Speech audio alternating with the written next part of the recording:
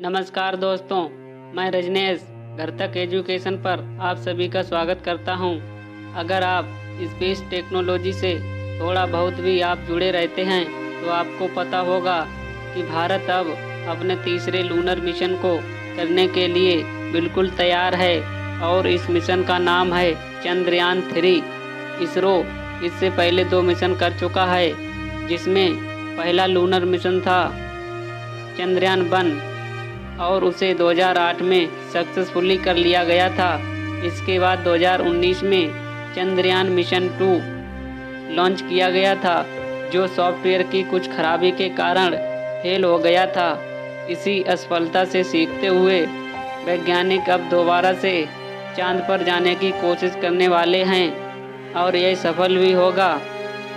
Chandrayaan 3 mission के अंतर्गत आज हम इसी मिशन अर्थात चंद्रयान 3 के बारे में पूरी जानकारी देने वाले हैं। अगर आप चंद्रयान 3 की इस वीडियो को पूरा देख लेते हैं तो आपको दूसरी वीडियो को देखने की ज़रूरत नहीं पड़ेगी, इसीलिए वीडियो को अंत तक देखिएगा। चंद्रयान 3 मिशन पर आने से पहले आइए जानते हैं कि चंद्रयान मिशन 2 क्यों किया गया था और यह क्यों असफल हो गया था। जब से अन्य ग्रहों पर इंसानों को भेजने की बात हुई है, तब से हमारी पृथ्वी के चांद पर बहुत सारे मिशन किए जा रहे हैं। अमेरिकन स्पेस एजेंसी नासा से लेकर चाइना तक सभी स्पेस एजेंसी चांद पर जाकर अपने एक बेस को सेटअप करना चाहती हैं। चंद्रयान 2 मिशन के अंतर्गत भारतीय वैज्ञानिक चांद पर पहली बार सफलतापूर्वक सॉफ्ट लैंडिंग करना चाहते थे। सॉफ्ट लैंडिंग का मतलब होता है किसी भी ग्रह पर इस तरीके से लैंड करना कि उससे स्पेसक्राफ्ट को जरा सा भी नुकसान ना पहुंचे और वह बिल्कुल आराम से लैंड हो जाए। इसके लिए आमतौर पर थ्रस्टर्स का इस्तेमाल किया जाता है। चंद्रयान 2 मिशन के 3 मुख्य हिस्से हैं, जिनमें ऑर्बिटर, लैंडर और रोवर। ऑर्बिटर जैसा कि नाम से पता चलता है, यह चांद के ऑर्बिट में उसकी परिक्रमा करता रहता है और ज़रूरी डेटा को वैज्ञानिकों तक भेजता रहता है। इसी ऑर्बिटर के जरिए वैज्ञानिक स्पेसक्राफ्ट के बाकी हिस्सों को कांटेक्ट कर पाते हैं। इस मिशन का दूसरा हिस्सा विक्रम लैंडर, जैसा कि नाम से ही पता चलता है कि इसका काम था चांद की सतह पर सही सलामत लैंडिंग करना, जिसे सॉफ्ट लैंडिंग भी कहा जाता है। इसी विक्रम लैंडर के अंदर मौजूद था प्रज्ञान रोवर। रोवर स्पेसक्राफ्ट का वह हिस्सा था जो चांद की सतह पर उतरने के बाद बिल्कुल टॉय की तरह इधर उधर घूमता और चांद की सतह को एनालाइज करता है। इसी रोवर में कैमरा भी अटैच होता है, जो ग्रह या चांद की तस्वीरें लेकर वैज्ञानिकों को भेजता रहता है। जब चंद्रयान 2 मिशन को 22 जुलाई 2019 को श्रीहरिकोटा से लॉन्च किया गया था, तब सब कुछ सही चल रहा था। इसका ऑर्बिटर चांद के ऑर्बिट में सही सलामत पहुंच गया था, जो आज भी चक्कर लगा रहा है। चंद्रयान 2 मिशन के फेल होने की शुरुआत तब हुई जब चांद की सतह से 2.1 किलोमीटर की ऊंचाई पर वैज्ञानिकों का लैंडर से कनेक्शन टूट गया। यह कनेक्शन किसी सॉफ्टवेयर में होने वाली खराबी की वजह से टूटा था और इस कनेक्शन को रिस्टोर करने में इतना समय लग गया कि विक्रम लैंडर चांद पर क्रैश हो गया और यहीं पर चंद्रयान 2 मिशन असफल हो गया। सॉफ्ट लैंडिंग ना कर पाने का मतलब यह बिल्कुल नहीं है।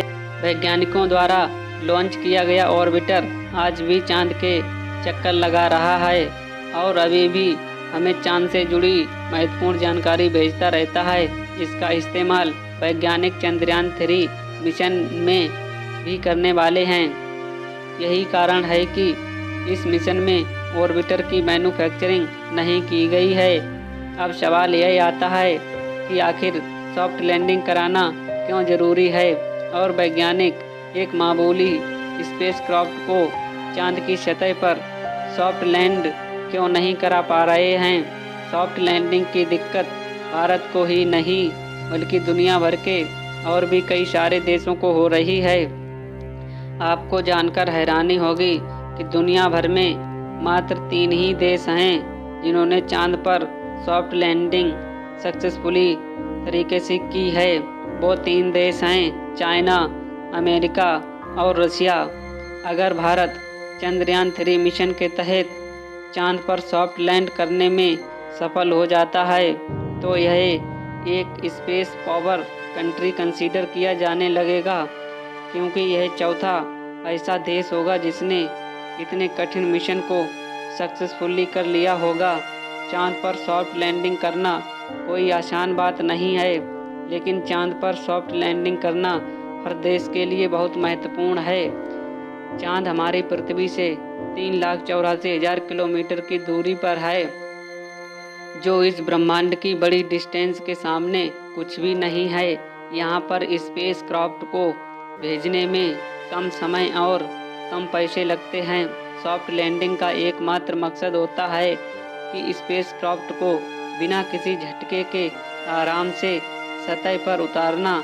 इसके लिए लैंड करने से थोड़ा समय पहले स्पेस क्राफ्ट की रफ्तार को कम करना पड़ता है, और यही वो हिस्सा है जो सॉफ्ट लैंडिंग को इतना ज़्यादा कठिन बना देता है।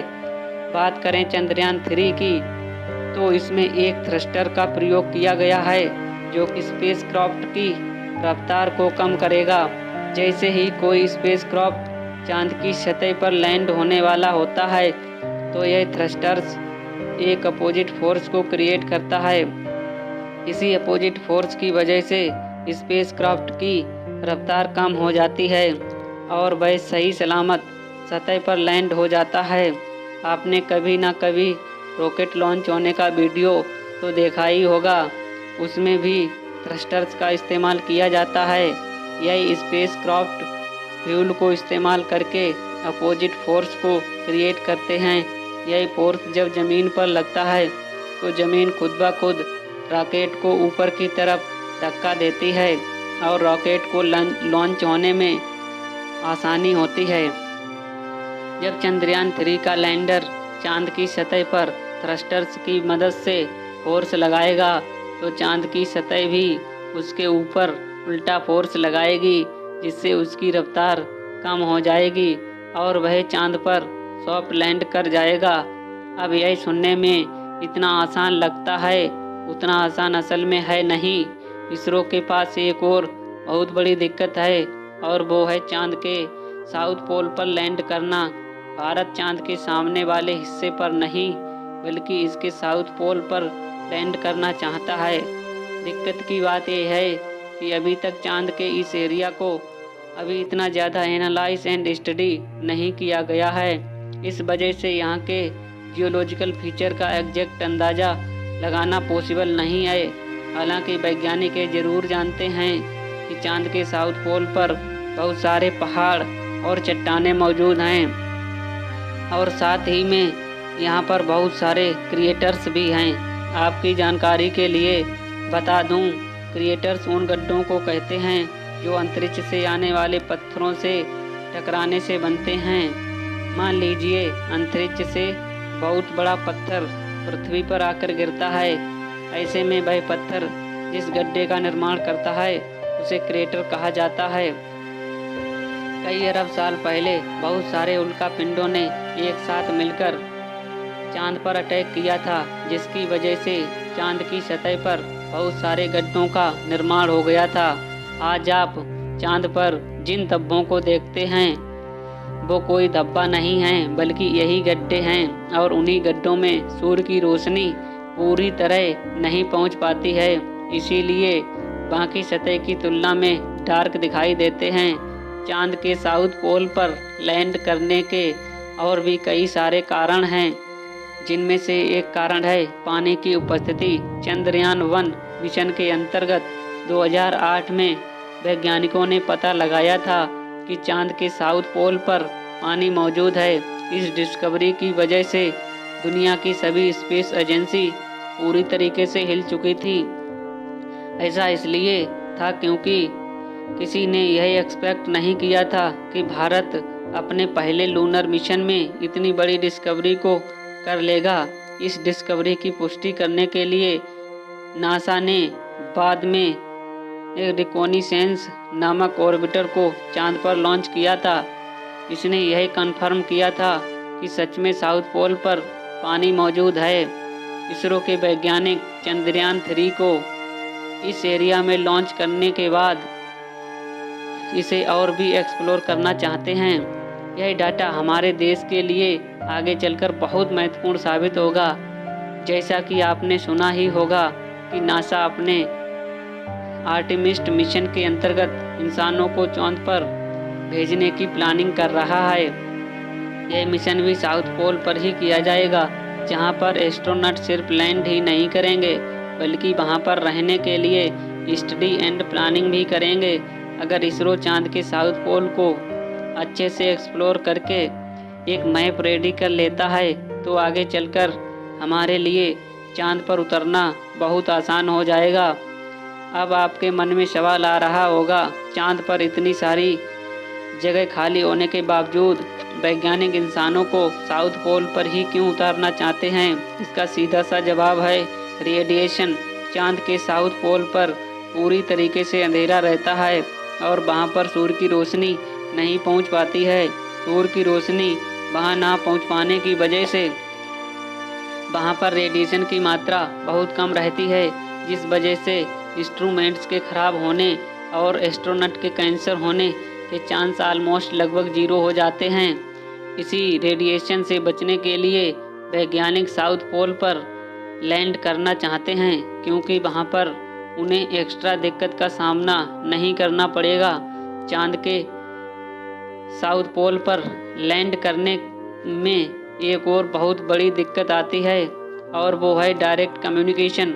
जैसा कि आपको मैंने पहले ही बताया, चांद का साउथ पोल पृथ्वी से दिखाई नहीं देता है, जिस वजह से यहाँ से वहाँ तक डायरेक्ट कम्युनिकेशन बनाना पॉसिबल नहीं है। इसीलिए इस कनेक्शन को स्थापित करने के लिए वैज्ञानिक रिले सैटेलाइट का प्रयोग करते हैं। यह ऐसी सैटेलाइट होती है जो एक जगह से डाटा लेकर दूसरी जगह ट्रांसफ़र करती है और कम्युनिकेशन स्थापित करने में मदद करती है। चंद्रयान 3 में भी चंद्रयान 2 की तरह 3 अलग अलग हिस्से मौजूद हैं: प्रोपल्शन मॉड्यूल, लैंडर मॉड्यूल और रोवर। इनमें से प्रोपल्शन मॉड्यूल जो चांद का चक्कर लगाएगा और एक रिले सैटेलाइट का काम करेगा। ग्राउंड कंट्रोल से वैज्ञानिक जो भी सिग्नल चंद्रयान 3 तक भेजेंगे वह सबसे पहले इस प्रोपल्शन मॉड्यूल तक पहुंचेगा। बाद में यह मॉड्यूल उस सिग्नल को चंद्रयान 3 तक ट्रांसफ़र कर देगा। यही सेम चीज़ चंद्रयान 3 से आने वाले सिग्नल्स के साथ भी की जाएगी। इसकी सहायता से वैज्ञानिकों को स्पेस क्राफ्ट में हो रही हर गतिविधि का तुरंत पता चल जाएगा। चंद्रयान 3 का प्रोपल्शन मॉड्यूल का मुख्य काम होगा लैंडर को एक सही लोकेशन तक ले जाना, जहां पर वह लैंड करने के लिए रेडी हो पाए। ध्यान में रखने वाली बात है कि प्रोपल्शन मॉड्यूल अंतरिक्ष में रहकर चांद का चक्कर लगाता रहेगा, जबकि लैंडर उससे अलग होकर चांद की सतह तक जाएगा और वहां पर सॉफ्ट लैंड परफॉर्म करेगा। इसी प्रोपल्शन मॉड्यूल में वैज्ञानिकों ने थ्रस्टर्स भी इंस्टॉल किए हैं, जो स्पेस क्राफ्ट को सही दिशा में ले जाने में मदद करेगा। जब वह मॉड्यूल अपने आप को लैंडर से अलग कर लेगा तो वह खुद ब खुद कम्युनिकेशन सैटेलाइट के जैसे काम करने लगेगा। वैज्ञानिक लैंडर में हो रही हर गतिविधि से सूचित रह पाएंगे। चंद्रयान 3 का अगला और सबसे महत्वपूर्ण हिस्सा वो है लैंडर। ऑलमोस्ट हर स्पेस क्राफ्ट का लैंडर एक चौकोर डिब्बे जैसा होता है, जिसके अंदर बहुत सारे इंस्ट्रूमेंट्स मौजूद होते हैं। चंद्रयान 3 का लैंडर 7552 किलो का है और वह कुछ ऐसा दिखाई देता है। लैंडर के अंदर रोवर भी मौजूद है, जिसका वजन 26 किलो का है। लैंडर के निचले हिस्से में 4 पैर मौजूद हैं, जिसकी मदद से चांद पर सॉफ्ट लैंडिंग कर पाएगा। इसके अलावा आप मध्य भाग में एक थ्रस्टर्स को भी देख सकते हैं, जो इसे चांद की सतह पर लैंड करने से पहले इसकी स्पीड को कंट्रोल करने में मदद करेगा। चांद पर सही सलामत लैंड करने के लिए वैज्ञानिकों ने इस लैंडर में बहुत सारे उपकरणों को लगाया है, जिनके जरिए समय समय पर स्पेसक्राफ्ट की स्टेट का पता लगाया जा सकेगा। सिर्फ इतना ही नहीं, ये सभी इंस्ट्रूमेंट्स वैज्ञानिक के कंट्रोल में होंगे, जिसमें वे इतने दूर होने के बावजूद भी लैंडर की एक्टिविटी को कंट्रोल कर पाएंगे। इनमें से एक इंस्ट्रूमेंट्स है LHDAC और यह लैंडर का बहुत महत्वपूर्ण इंस्ट्रूमेंट्स है। जैसा कि नाम से पता चलता है, यह चांद पर उतरते समय आने वाली दिक्कतों को न सिर्फ डिटेक्ट करेगा बल्कि उनसे लैंडर को बचाने की पूरी कोशिश करेगा। यह असल में एक कैमरा होगा जो अपने आसपास के वातावरण को हर सेकेंड एनालाइज करता रहेगा और कोई भी प्रॉब्लम आने पर पृथ्वी पर मौजूद वैज्ञानिकों को सूचित करता रहेगा। इसके अलावा चंद्रयान 3 के रोवर में भी नेविगेशन कैमरा को लगाया गया है, जो चंद्रमा पर एक्सप्लोरेशन करते समय रोवर को सही दिशा दिखाने का काम करेगा। इस रोवर में मूवमेंट में 6 पहिए लगे हुए हैं और यह अपनी सारी एनर्जी सोलर रेडिएशन से कलेक्ट करेगा। ऐसा करने के लिए इसमें सोलर पैनल भी लगाए गए हैं, जिसे आप वीडियो में देख सकते हैं। रोवर को हमेशा इस तरीके से चलाया जाएगा कि सोलर पैनल सूर्य की तरफ ही रहें, एनर्जी को लगातार कलेक्ट करते रहें और रोवर जितना भी डाटा कलेक्ट करेगा वह उसे सबसे पहले लैंडर तक भेजा जाएगा। बाद में यह लैंडर सारे डेटा को चांद का चक्कर लगा रहे प्रोपल्शन मॉड्यूल तक भेज देगा।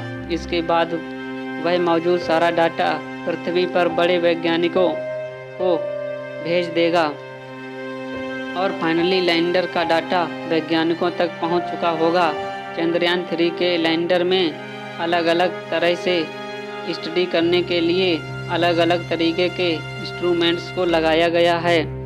इनमें से एक बहुत महत्वपूर्ण इंस्ट्रूमेंट्स है चंद्रास सरफेस थर्मोफिजिकल एक्सपेरिमेंट अर्थात CHASTE।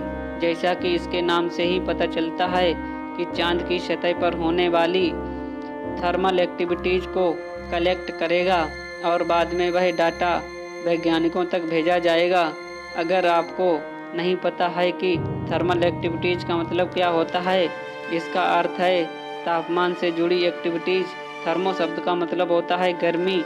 चांद पर हो रहे टेम्परेचर चेंज के बारे में पता लगाने के लिए वैज्ञानिकों को वहां पर मौजूद पानी का पता भी लग जाएगा।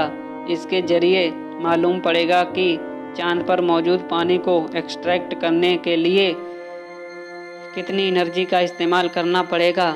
इसके अलावा चंद्रयान में एक महत्वपूर्ण इंस्ट्रूमेंट्स लगा हुआ है जिसका नाम है ILSA।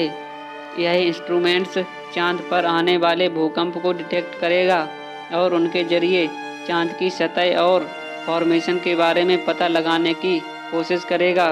आपको जानकर हैरानी होगी कि मात्र भूकंप के जरिए वैज्ञानिक पूरे ग्रह और चांद की हिस्ट्री के बारे में पता लगा लेते हैं। दरअसल जब भूकंप आता है तो इससे निकलने वाली वेव्स पूरे ग्रह पर ट्रैवल करती हैं। इन वेव्स को ट्रैक करके वैज्ञानिक पूरे ग्रह के सरफेस का नक्शा बना लेते हैं, जो उन्हें आगे स्टडी करने में मदद करता है। इसके अलावा यह वेव्स ग्रह के अंदर भी प्रवेश करती हैं, जिन्हें ट्रैक करके यह पता लग जाता है कि ग्रह के या चांद के अंदर क्या क्या मौजूद है। ये सभी चीज़ें सुनने में बहुत आसान लगें, लेकिन रिसर्च को परफॉर्म करने में वैज्ञानिकों को सालों का समय लग जाता है। इस प्रकार चंद्रयान 3 के लैंडर में एक और महत्वपूर्ण इंस्ट्रूमेंट्स लगा हुआ है जो चांद के वातावरण में मौजूद पार्टिकल्स को स्टडी करने का काम करेगा। इस इंस्ट्रूमेंट्स का मुख्य मकसद होगा कि चांद के वातावरण में मौजूद चार्ज पार्टिकल पर स्टडी करना और साथ ही वायुमंडल में उपस्थित पार्टिकल को ऑब्जर्व।